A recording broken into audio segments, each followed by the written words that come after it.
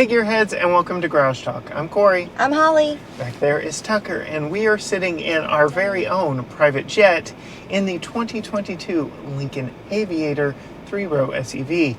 And in this video, we're going to tell you just how this 3-row fits our family of 3.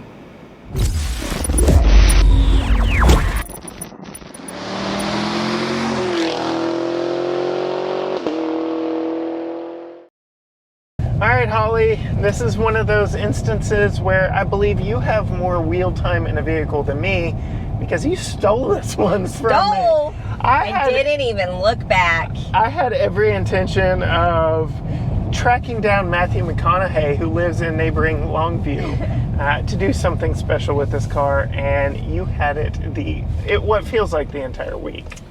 Okay, Matthew McConaughey never replied back. That is true. I still might not have let you have it. Fair enough, fair enough. But you did take this one from me, and I was very sad, and only because the Audi that we were also driving this week, video of that already up on our channel, was so much fun to drive, I let you have this one. Yeah, you tried to convince me to take the Audi, but I was not giving up massaging seats on a long road trip. Speaking of which, I need to turn my massage seat on. I'm going to do full recovery. Just as simple as I push a button on the door, takes you to the screen here.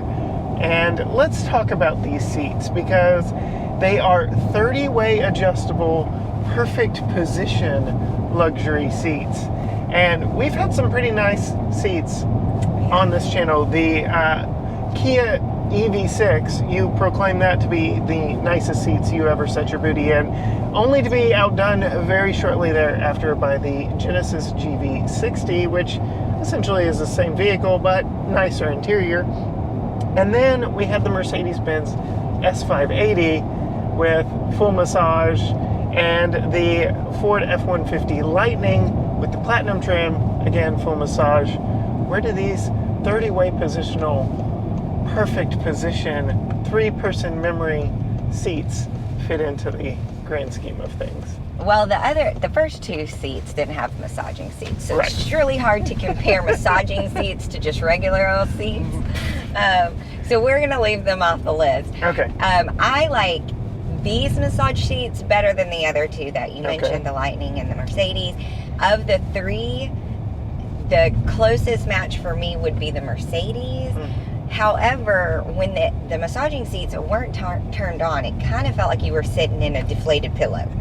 And these seats, if the massaging seat's not turned on, are still very comfortable, very cushiony. You can adjust it to where it's like tighter in on your sides or looser. There's a lot of versatility in these seats as far as the headrest, and the back can come up and down, the lumbar.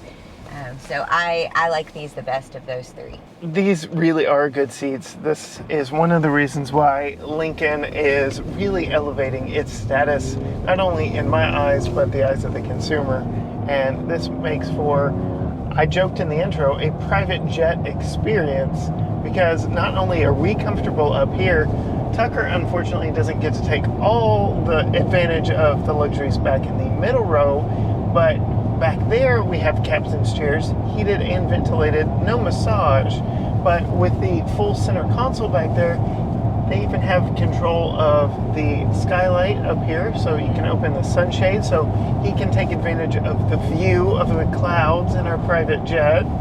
And he has audio and climate controls on the back of the center console here for not only the second row, but the third row. Third row is not forgotten in this vehicle either. And then, of course... Is that base model? No, that is some luxurious touches that were added to this one. Okay. This one, being a reserve model, is not the quote-unquote base, but it is rather low. As this one is optioned out, it's actually very nice. And we'll get more into that a little bit later as we talk about the price and whether or not we could see this in our family. But we talked about audio and climate controls for Tucker back in the back. He's got a little touch screen back there to control his stuff. We don't have to use a touch screen. I absolutely love that climate controls have their own physical buttons. Audio controls have their own physical buttons, but you can access through the color touchscreen. And the touchscreen is really easy. So I'm not a tech person. You know I don't love tech, but I think this is the first car that I'm like, I can get on board with this tech. Okay.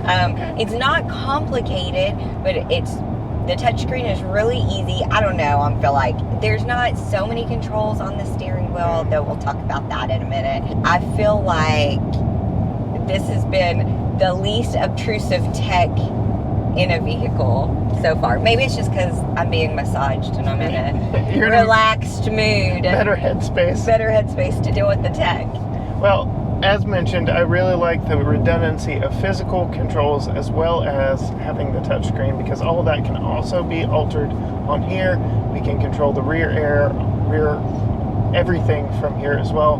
Not only do we have redundant audio and AC, we have a physical button for the camera system and some of the parking systems, which was one of my complaints with the F-150 Lightning. There was nothing dedicated. You had to hunt through tech on the screen. So I like just the redundancy and simplicity that actual controls bring you. Speaking of actual controls, what are your thoughts on the kind of piano key push button gear selector? I mean, they're fine. I don't have strong opinions on gear selectors. If I can find them and use them, it doesn't feel like a car. Right. But yeah, I don't have strong opinions on them either way. Moving down, you are a big fan of different colors and textures in a vehicle. I like how there's an overabundance of piano black, because down here we've got kind of a wood grain look on. We've got some roller openings for USB-A and USB-C cubbies down there, perhaps where you hide your phone, get your cup holders and a little storage spot here. They do make for good setting places for the larger phones. Yeah. What are your thoughts, interior style? I love the interior styling, and I like that it has the different colors in it too, because all black may have been too much. Oh yeah. This is so fancy and soft, and you know, just it's really sleek, right? And the steering wheel is comfy and squishy and easy to drive, a good size, easy to navigate. Maybe one day navigate it. Speaking of the steering wheel, I like it. Speaking. Are these Bose? No. I believe it's Revell. And I can attest to the sound system in this is very good. I may have had it plugged into my iPhone and turned up to 20, but yeah. So you're gonna blow your ears out, okay? Oh, it's really good. Multiple speakers, subwoofer. It is one of the best domestic products, sound systems that I've tested. I will say, one of the vehicles this goes up against in the Jeep Grand Cherokee L does have a Macintosh sound system. I haven't gotten to put that one through its paces, but we're not here to talk about audio because we can't sample it for our audience. I want to talk about that steering wheel. You referenced it earlier. It's got some good squish, but there are some things that both of us kind of scratch our head on. Yeah, there's the one in particular is the phone call is right where you hold your thumb at 10 and 2, which is the way you should be holding your steering wheel. Right. Before I went on my road trip, you tried to warn me about it. I'm like, I'm not going to press buttons. I don't like to press buttons. I mean, continue telling me, but don't worry about it. I pressed the button, and it shut me down. It shut down I had my maps going, and it completely shut off my maps, and it took a minute for me to get it back, and I didn't know where I was going, and I was like, bah! So it's the only tech thing that, if it's a tech thing that's going to go wrong, it's going to go wrong on me. I tried to warn her, gearheads. But I will say, I also was picking up friends who have just remodeled a house. Their driveway isn't 100% done. So I had to do a little finagling in and out, going in and backing up. And the backup camera, and I don't know if it's a 360, I don't know, 360 camera, it was perfect. The picture was clear. It was easy to finagle my way in and out without getting in a hole and whatnot. I like to use my eyeballs, but I wouldn't have been able to back up as easily and efficiently as I did using both my eyeballs and the camera, as you should. Yes, as in addition to, not in place addition of. to, but it was probably my best user experience using a backup camera. Further steering wheel notes. There's a lot of gloss black on there. There are a lot of interesting touches in that you have two joysticks instead of like touch pads. And depending on what options you have selected, different things light up or dim. What are your thoughts on using the controls there on the steering wheel? I don't use those, babe. Yeah? Okay. I mean, we switch cars so much, and true. I am just not a tech person that I don't even bother trying to figure it out, because by the time I figured it out, we got a different car. If you want to know my thoughts on the steering wheel, go check out my solo video. Like, Holly has no thoughts on the tech on the steering wheel. Speaking of tech, you have a full color screen back behind the steering wheel there. It is semi-customizable. I've been trying to put the map back there to no success. But what are your thoughts on just the overall layout of that screen back there? It's easy to tell how fast I'm going. Of course, that's on the heads-up display too. But I mean, I like it. I think how we have it right now is all the information that we look at, right? Model stuff like that. The gas gauge is A linear right there, bar. linear bar. It's easy to tell. Those are the two things I look at the most: is the speedometer and the gas gauge, and it's right there, really easy and clear to look at. Yeah, I mean, there's no analog. Yes. And then you mentioned the heads-up display. The information up there, pretty much more of the same, gives you everything you need, nothing you don't, really. Yeah, the only nitpick I have, okay, this car is so amazing. Uh-oh. So anything I have is just like little nitpicks, but affects my opinion of this car in no way. Okay. But the way the camera is set up, if you are looking down a little bit, it covers up the heads-up display, which is weird. Well, you can adjust You can. how high and low that is through the screen here. Oh, see? Okay, it's not a nitpick anymore. Yeah. So you just had it weird. Well, I had it set for me. That is nothing. You haven't been driving it. So anyway, that can be adjusted. I will say, I have a sneaking suspicion. We've already talked about it a little off camera. The door handles. Oh, that is the worst part of this car. I forgot about that. How it's like a squeezy door handle. So the actual physical handle does not move. It is fixed in place on the outside of the door, and there is no handle on the inside here because it's all electronically actuated. Putting words together here. But the handle is squeezy. It's got a part on the back that squeezes in when you grab it. Yeah. And it has pinched me hard several times when I've reached in there and grabbed it. That is the worst part. I would assume that if this were our vehicle, that you would find a way over not that much time to where that doesn't happen to you. I already have. Okay. It's already not an issue anymore. Did you hear? I forgot it was a problem. Okay. But just beware, it hurts. Yes. Inside here, we have a push button to electronically open all the doors. The driver door does have an emergency manual lever down in the cubby down low. So if the electronics ever did fail, you could still get out of this.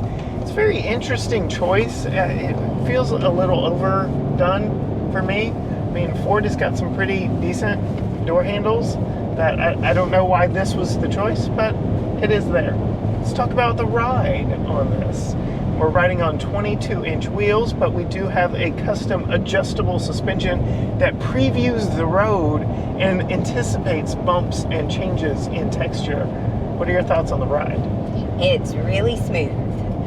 It's a get up and go car. Yeah, going back to the fact that it really is our own private jet, right? Yeah, and I mean, it's surprising because it's 3 rows.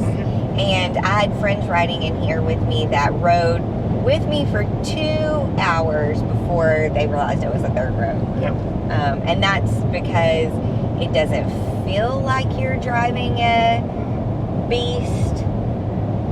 And it gets up and goes, and it's smooth and It fits in our garage where our two-row Jeep Cherokee fits. Here we go. So you're already getting rid of the Jeep. It fits. So yes, it's a 3-row vehicle that fits in a standard garage. Yeah. You mentioned it gets up and goes. There are 2 powertrain options in this vehicle. This is essentially a Ford Focus ST, which is the performance version, over 400 horsepower and 400 pound-feet of torque. It moves, and twin turbo V6. The other option is the plug-in hybrid in the Grand Touring, even more power in that one, so you can imagine it's even faster.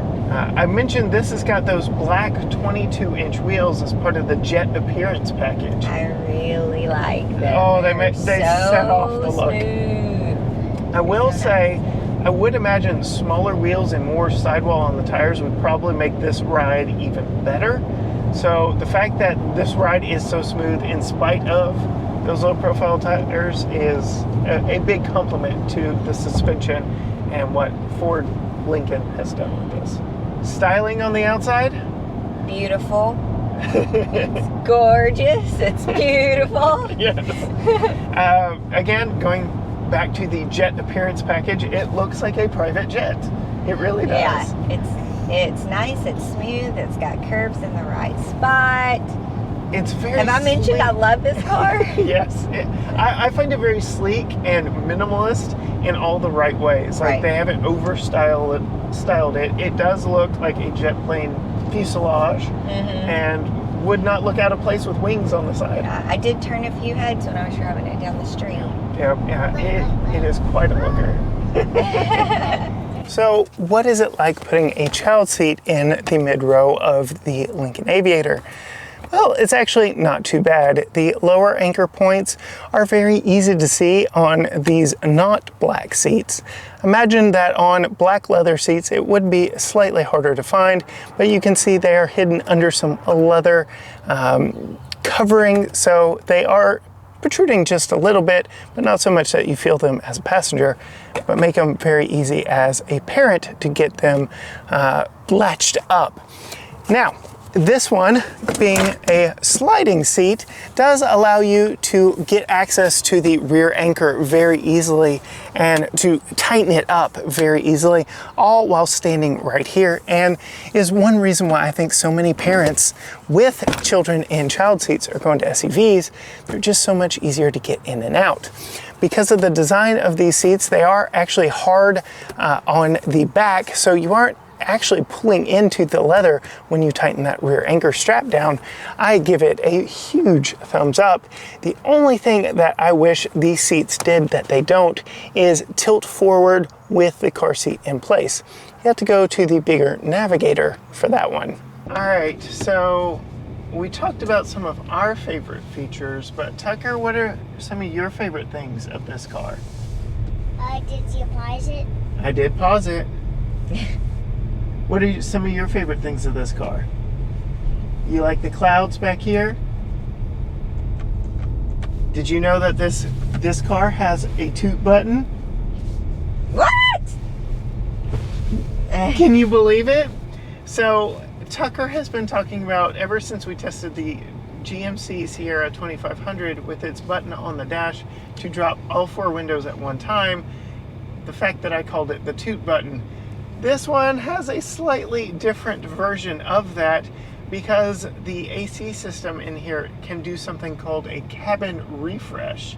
So you can hit this button right here and it refreshes the cabin, cleanses the air in here without having to drop any windows.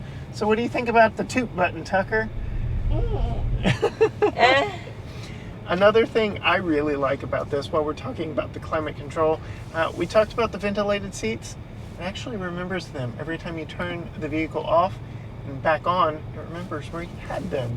So huge win for me, for sure. But brings us to our final segment, Holly.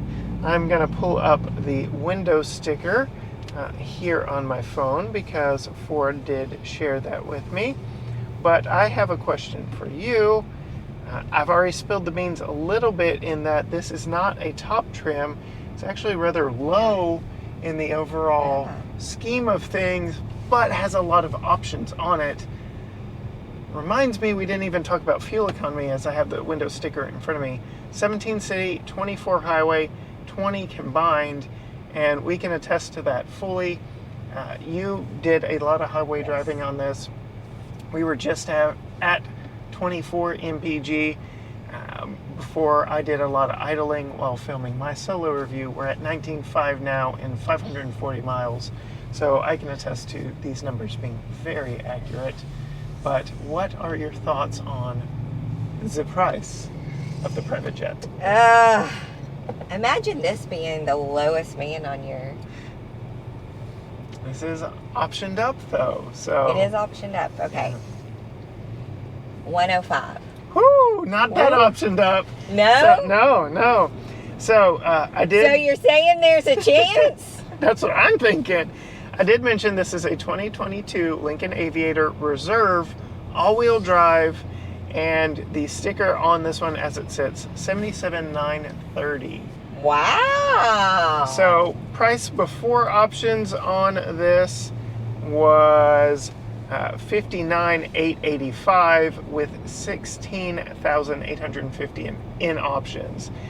Some of those being the heated seats, ventilated seats, multi-position seats. We have the 22-inch wheels. We've got the luxury package. We've got the adaptive suspension. We've got the illumination package. We didn't even talk about how it lights up to welcome you at nighttime. Even the Lincoln Star in the grill. So there is a lot of additional add-ons on this one. But at $78,000, what are your thoughts? Pricing of Watch this. out. Construction on road ahead. Definitely, obviously, a lot lower than what I was expecting. And that six-figure Mercedes that we drove, I would choose this one before that one. Right? Yeah. 100%. And this, what's its towing capability? and this fits our lifestyle a little bit better. Are we really going to be towing in this one? We might. Who knows? Apparently that's the only factor of a car. You know it. Do they have an EV option?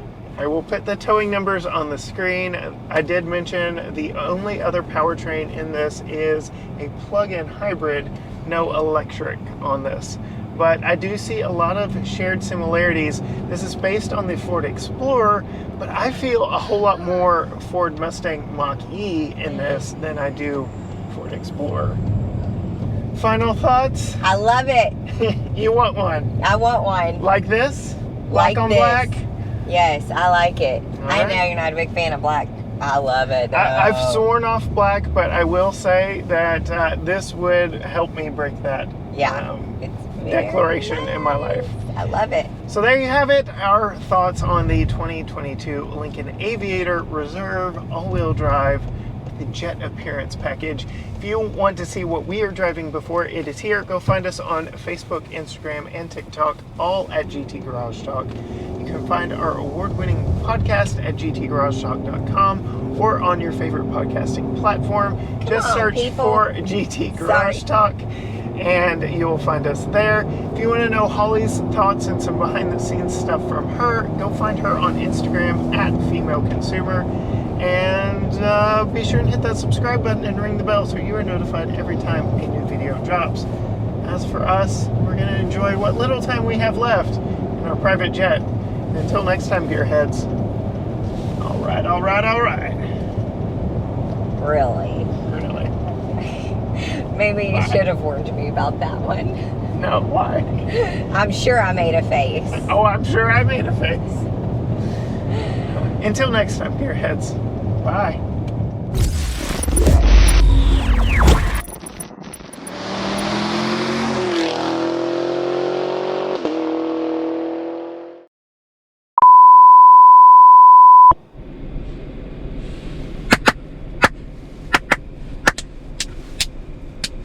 Thank you, Tucker. Daddy, Yes, sir? I drew a heart in this video. You drew a heart? Isn't that nice? I drew a heart in this video. Don't talk right now. You're going to talk for a little bit? What are you going to talk about? You can hear it. Okay. Please figure out Blue Cruise. Please figure out Blue Cruise. I wish this one had Blue Cruise. I don't. I'm good. You're good? It's okay. I just